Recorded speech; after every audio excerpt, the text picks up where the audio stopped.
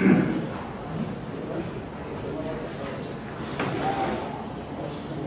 en primer lugar, gracias a los organizadores de este coloquio sobre filosofía.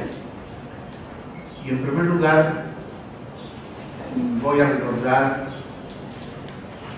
al que le dio nombre esta aula, o a este centro, Alonso Fernández, que en alguna ocasión daba a entender, como primer rector de acá, que la filosofía era bien importante, pero tal vez prescindible en muchos renglones. Creo que cuando Schleiermacher cumplía 30 años, se disponía a celebrarlos con sus amigos, y ellos le dijeron: te vamos a regalar algo, pero tú prométenos un libro tuyo. Y a los escasos 30 años publicó Discursos sobre religión.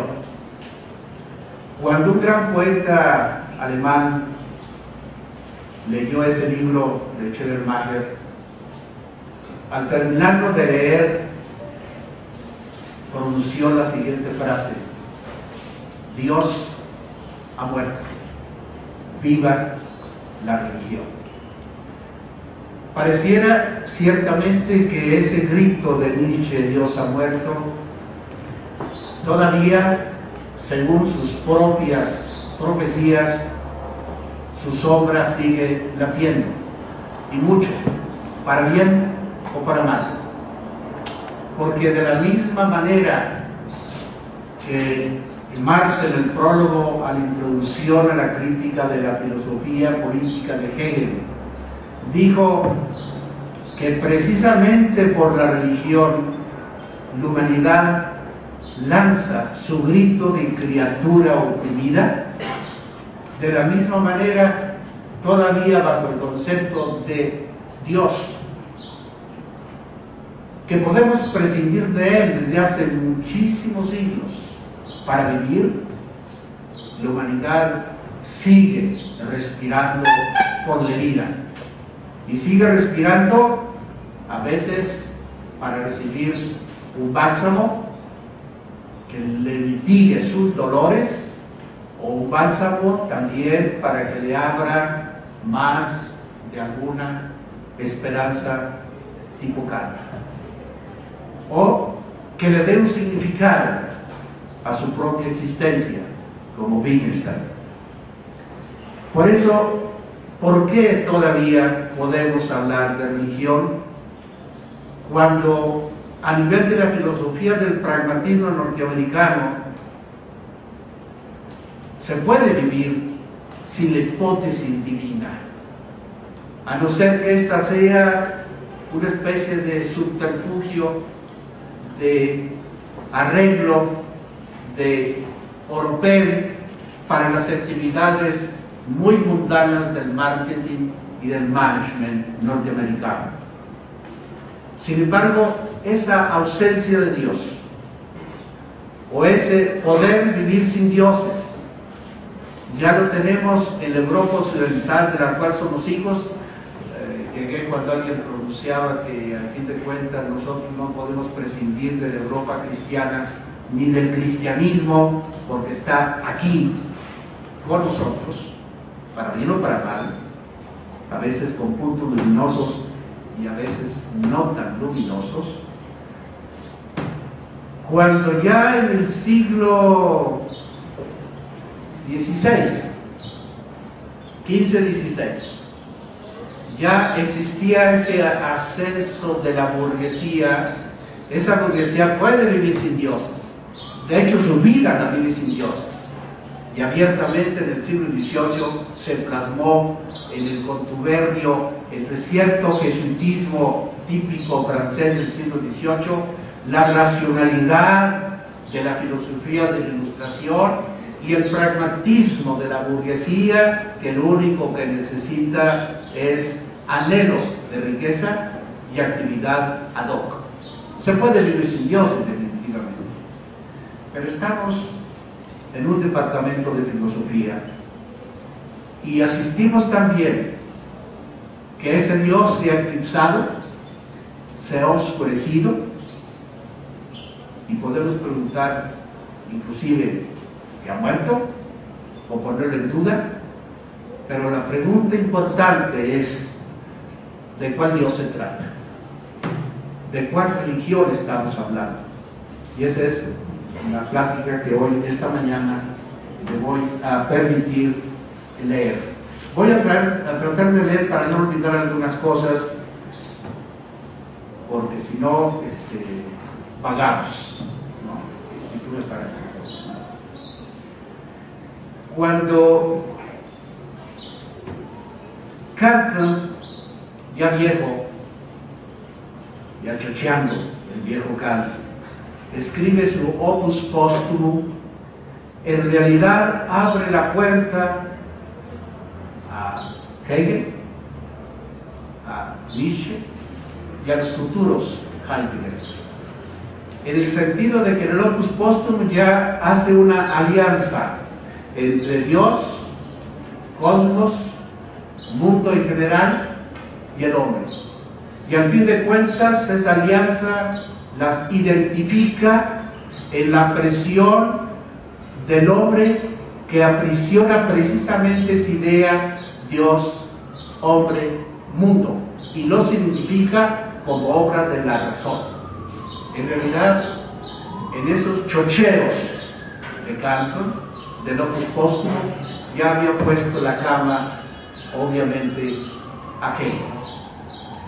De Hegel sabemos perfectamente bien que es el filósofo que, encimándose la filosofía griega y cristiana, trata de hilvanar de una manera muy racional, muy metódicamente racional y dialéctica, esa sed de unidad que ya Giordano Bruno auspiciaba en el nacimiento de la modernidad. El monje Giordano Bruno, que siguiendo los lineamientos de Nicolás de Cusa, propiciaba a este cardenal que no podía pronunciarse el uno sin la necesidad de admitir también lo múltiple, y que no se podía tampoco admitir lo múltiple sin la necesidad de aglutinar lo uno. Por eso, en su nocta ignorancia, Nicolás de Cusa abría también la compuerta a esa especie de unificación que en Spinoza será demasiado deducible, a veces demasiado estética, a veces tal vez inclusive demasiado fisicalista, pero abría las puertas a ir olvidando, por lo menos, no digo gramaticalmente, pero sí olvidando pragmáticamente al Dios personal, que será exactamente la tesis de Spinoza, que va a entusiasmar a Schelling y a Hegel. Pero Hegel, al ver esa inmensidad de esa unidad entre Dios, mundo y hombre, tal vez sintió pavor o miedo de perderse en el vacío, en una totalidad donde no pudiera recargarse, donde no pudiera asirse, y fue exactamente uno de tantos rompimientos con Schelling. Hegel le dará a esa unidad finitud, infinitud, infinitud que se despliegue en la finitud, le dará al sentido de la historia su propia divinidad. Hegel ciertamente será el filósofo que ya de las primeras páginas de su disertación sobre la positividad del cristianismo recogerá el concepto de dialéctica, de una infinitud que se hace hombre para poder salvar al mundo y de una finitud que se enriquece precisamente con esas vicisitudes de manifestación de lo divino, que al fin de cuentas lo divino siempre será gelatinoso, siempre será misterioso y siempre será de alguna manera inefable. Ante ese panorama, nosotros nos vamos a encontrar con una modernidad que ciertamente puede vivir sin dioses. Aquí vivimos sin dioses en este momento. No basta que nos sirvan un buen minutito y tal vez ahí estará la divinidad envuelta en un buen vino tinto, definitivamente. Podemos vivir sin dioses. Pero ¿de cuál Dios se trata? Descartes, me estoy olvidando un papel, Descartes ciertamente empezó la tarea desde el punto de vista del sujeto que necesita que todo sea demostrado, necesita que todo sea claro y distinto para poder llamarlo verdad. Por lo tanto, el verdadero artífice de una racional desaparición de la idea, no de la idea de Dios, sino del sujeto Dios, o de la persona Dios, o del sumum ens, o del sumum bonum, sería ciertamente Descartes, el francés, el que exige que todo tiene que ser demostrado, que todo tiene que ser con el axioma clave: todo necesita una causa y todo necesita también que esa causa, para poderla conocer, produzca, aparezca un accidente. En otras palabras, la medida de la prueba cumbre de la racionalidad que tanto pavor le causó a Heidegger y la crítica también que le mereció de los filósofos anteriores, porque veía en él, a partir de Descartes, el uso calculante de una lógica que al fin de cuentas, en nombre inclusive de la subjetividad y en nombre inclusive de la racionalidad e inclusive del humanismo, trataba de adueñarse y apoderarse de un mundo. Y sabemos perfectamente bien la gran crítica que va a hacer Heidegger a la ciencia moderna, que por allí en el fondo iría. Descartes ciertamente nos dejó un mundo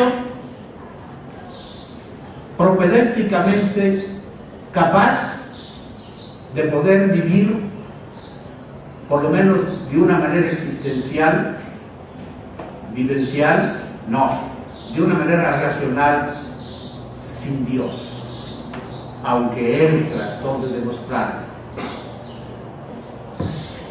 Cuando Kant recurre a esas pruebas de la existencia de Dios, las viejas pruebas de la existencia de Dios no le convencen, porque hay límites a la razón. Lo único que sabemos, en todo caso, de lo numérico, del incógnito mix, es un conocimiento meramente negativo. Solamente dentro del frontispicio del entendimiento sensible podemos tener nosotros certezas. Certezas que tal vez aquieten momentáneamente la razón del hombre, pero Kant va más allá, en contra de Hume, que buscaba el objeto de lo numérico y el objeto de lo teologal y por lo tanto de lo divino, en donde no podía encontrarlo en la luz, cuando éste se había perdido en la oscuridad. Kant lo encuentra en una de sus críticas, la segunda, en esa necesidad del pragmatismo del hombre vivencial, que necesita, al ver el agua, necesita al ver el agua que haya sed. No. Al ver la sed, necesita, exige esta sed que haya una fuente. Eso será ciertamente ya la demostración no de Kant, sino de Feuerbach. Nos enfrentamos posteriormente con Hegel, después de Kant, a que ese Dios, que tiene muchos nombres, ante ese Dios que puede ser nombrado de diversas maneras, porque ya estaba también en la gran tradición patrística de la vieja Europa medieval, a ese Dios que al fin de cuentas no es otra cosa que el espíritu humano que necesita explicarse su propio mundo. Aquí le pide prestado a Platón, precisamente con la religión, ya no con Dios, con la religión, porque esta sí se nos aparece, esta sí se nos es evidente, inclusive con sus ritos. Esa religión propicia, según Hegel, copiando a Platón, una necesidad de escapar del mundo, una necesidad de probar que al fin de cuentas el hombre, y en el hombre su religión, y en la religión su Dios, que es espíritu. Porque solamente el espíritu puede escapar, puede esconderse, puede ocultarse. Y solamente el espíritu que huye, y toda religión propicia una fuga mundi, toda religión, estoy hablando de las series, por favor, no de las de la televisión, las series, propicia una huida del mundo, precisamente porque el mundo no es un paraíso. Huyo cuando algo no me gusta, me voy de la fiesta cuando me dejó mi novia, o cuando no me sacaron a bailar, o cuando la comida es terriblemente horrorosa. Huyo. Y esa es la crítica que Hegel esconde precisamente bajo el concepto de religión y obviamente bajo el concepto de Dios. Al huir, la humanidad aprendió a criticar su propio mundo. ¿De dónde carajo nos vino, según Hegel, la capacidad de criticar? ¿Acaso de la idea clara y distinta cartesiana?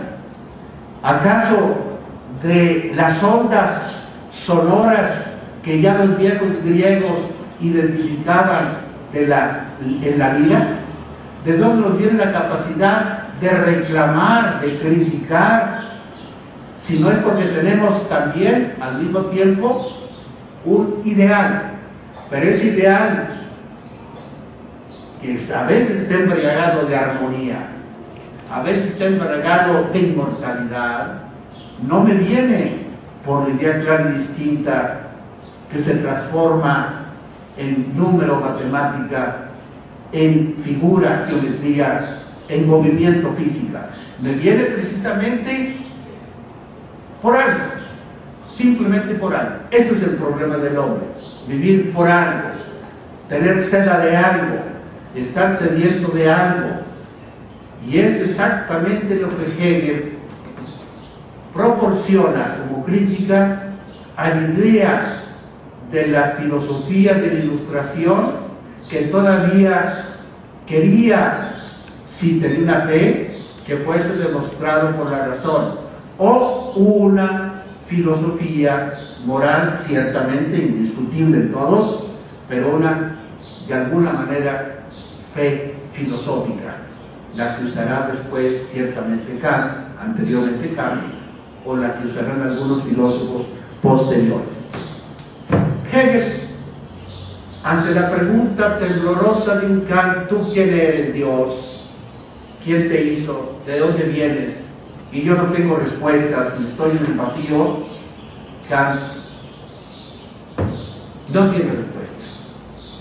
Hegel hace el siguiente comentario a ese texto de Kant y dice: maestro Kant, esas cosas no se preguntan.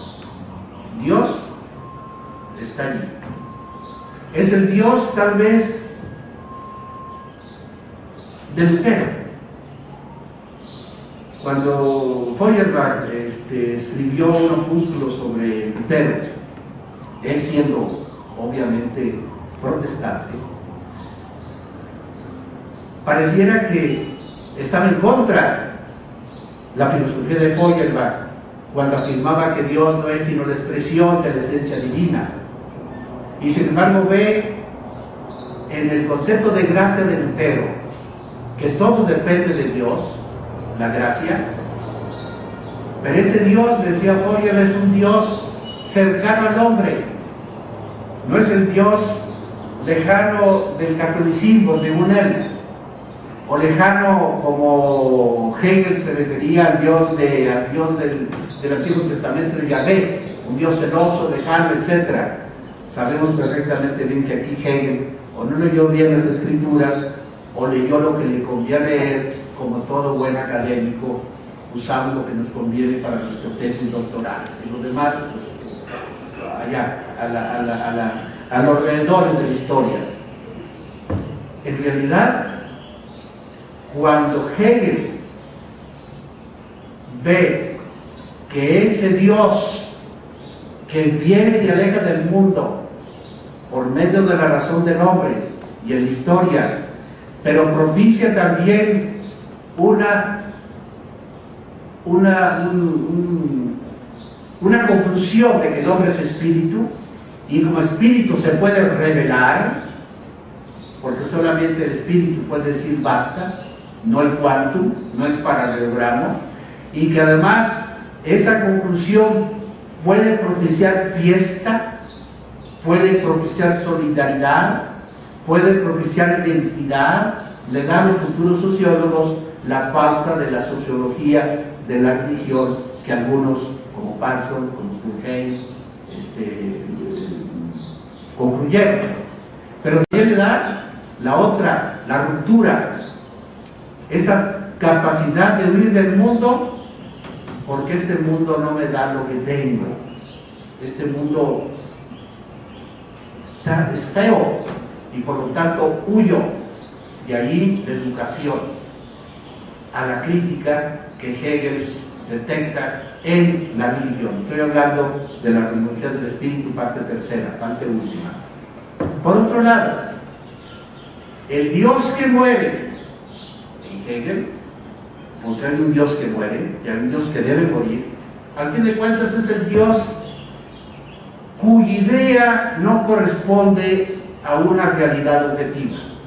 Allí prácticamente Hegel le daría también toda la pauta al futuro Feuerbach y a Nietzsche, más a Feuerbach y a Nietzsche.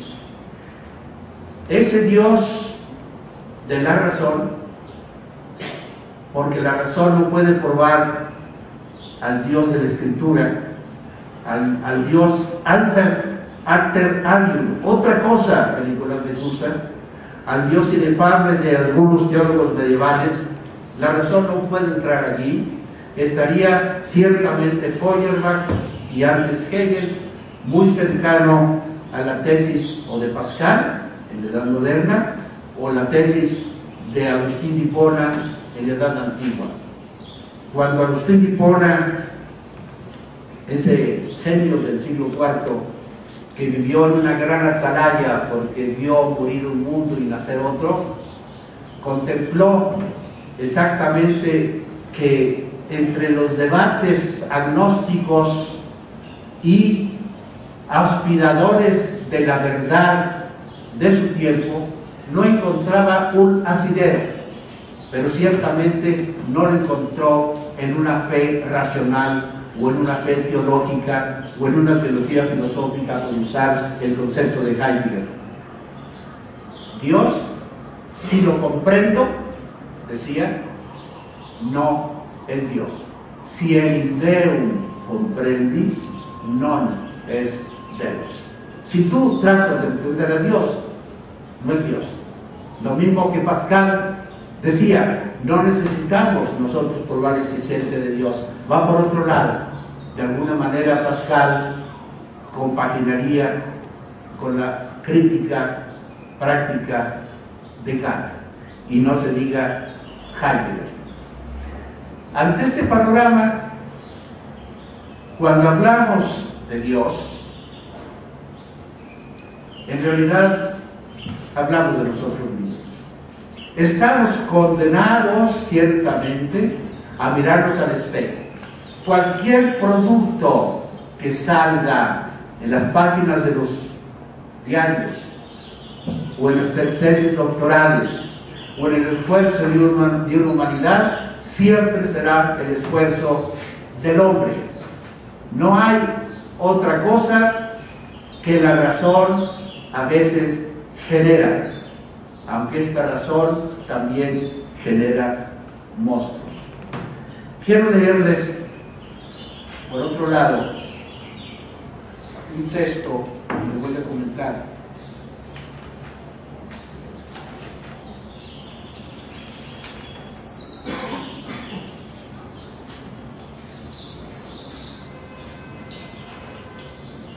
Que sería el siguiente.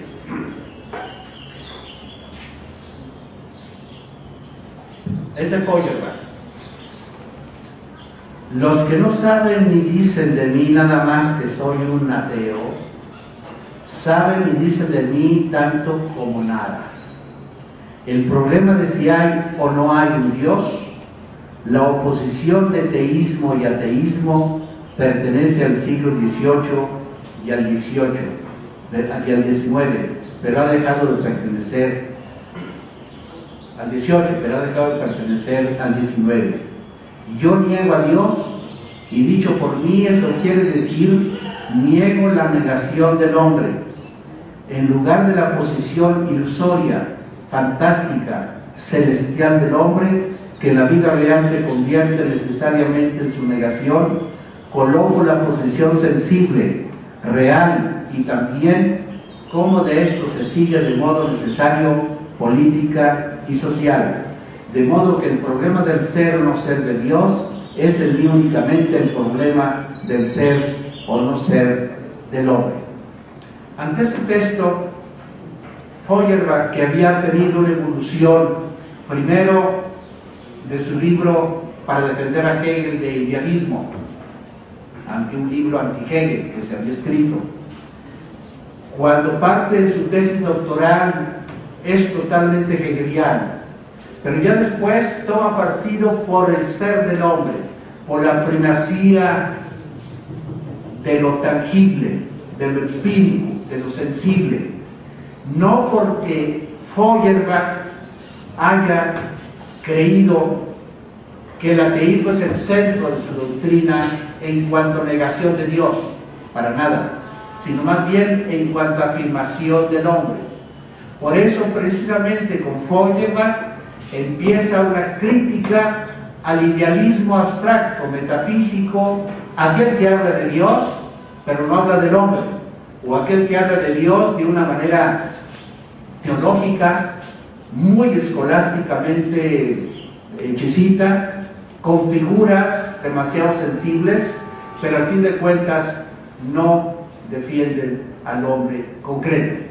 De ahí que algunos teólogos y filósofos alemanes, Harnack, por ejemplo, hayan dicho que es Barth también, que con Feuerbach nosotros hemos enriquecido la teología precisamente para bajar a Dios de las alturas y ponerlo aquí en la sensibilidad.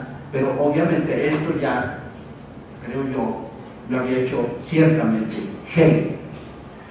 Lo que Marx va a criticar de Feuerbach y lo que Stirner va a criticar de Feuerbach es que permaneció en una especie de teología o en una especie de metafísica o en una especie de querer, al fin de cuentas, sostener como fruto y causa del idea de Dios, la esencia del hombre.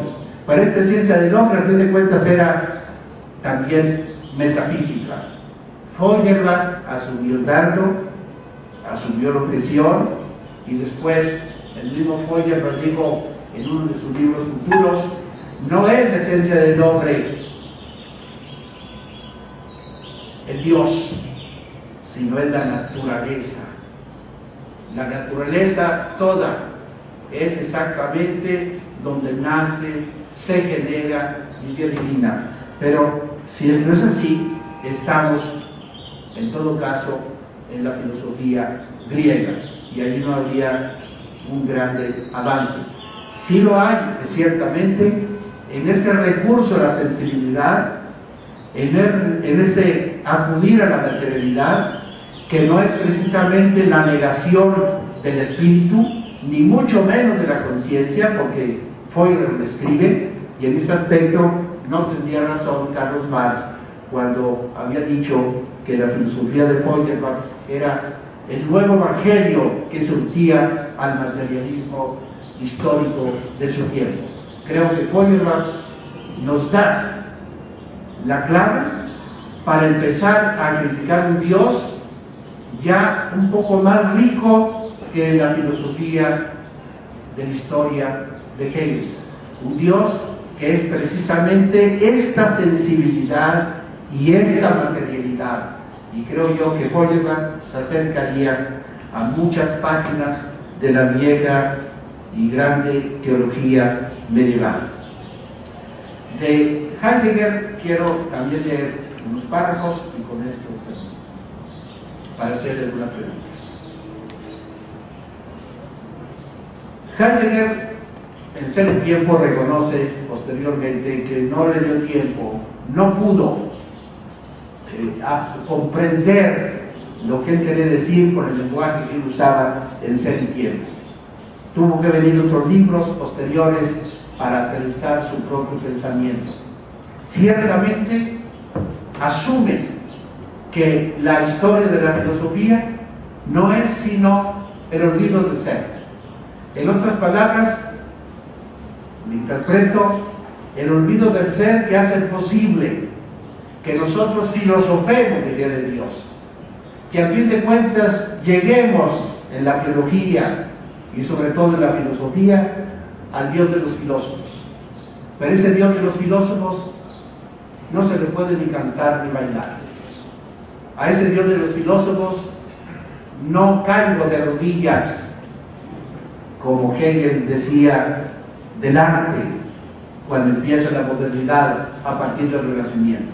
Ya la Madonna es simplemente Madonna, puede ser una mujer, una bella mujer prostituta, pero yo la convierto en una obra de arte, pero ya no me hinco ante ella.